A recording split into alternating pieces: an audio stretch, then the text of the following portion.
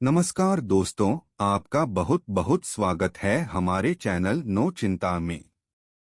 एक बार की बात है, गौतम बुद्ध के समय का एक समय था। एक गांव में एक युवक रहता था जो बहुत ही नेक और धार्मिक आदमी था। वह सदैव सच्चाई, न्याय और प्रेम का पालन करता था। लोगों के बीच वह बहुत प्रसिद्ध हो गया था और लोग उसे अपना आदर्श मानने लगे। उसी गांव में एक अन्य युवक भी रहता था जो बहुत ही दुष्ट और क्रूर था। वह लोगों के साथ अन्याय करता, उन्हें परेशान करता और दुख पहुंचाता था। लोग उसे नफरत करते थे और उसे एक बुरे व्यक्ति के रूप में जानते थे।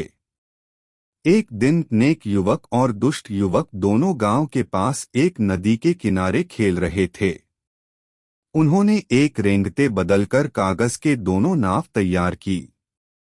वे नावों को नदी में छोड़ दिया और इंतजार करने लगे कि नावें कहीं जाकर रुक जाएंगी। चारों नदियों में से एक नदी में नेक युवक की नाव जाकर रुक गई, जबकि अन्य तीनों नदियों में दुष्ट युवक की नाव जाकर रुक गई।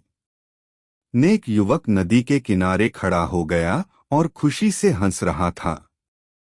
दुष्ट युवक ने उसे देखा और उसके पास गया। उसने उससे पूछा, तुम्हारी नाव कैसे रुक गई, जबकि मेरी नाव तीनों नदियों में भी चली गई? नेक युवक ने आदरपूर्वक कहा, मुझे यकीन है कि यह सब कर्म के कारण हुआ है।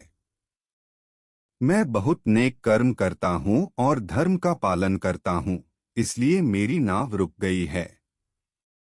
तुम बहुत दुष्ट कर्म करते हो और अन्याय का पालन करते हो, इसलिए तुम्हारी नाव चली गई है। दुष्ट युवक ने इसे समझने की कोशिश की और उसने खुद से पूछा, क्या सच में कर्म का इतना असर हो सकता है? उसके बाद दुष्ट युवक ने अपनी दृष्टि बदली और अपने आचरण में सुधार करने का निर्णय लिया। उसने दया, प्रेम और न्याय का पालन करना शुरू किया और दुष्टता छोड़ दी। समय के साथ उसका आचरण बदलने से वह एक नया व्यक्ति बन गया। लोग उसे सम्मान करने लगे और उसे अपना आदर्श मानने लगे। उसका जीवन सुखमय और शांतिपूर्ण हो गया। यह कहानी हमें कर्म के महत्व को समझाती है।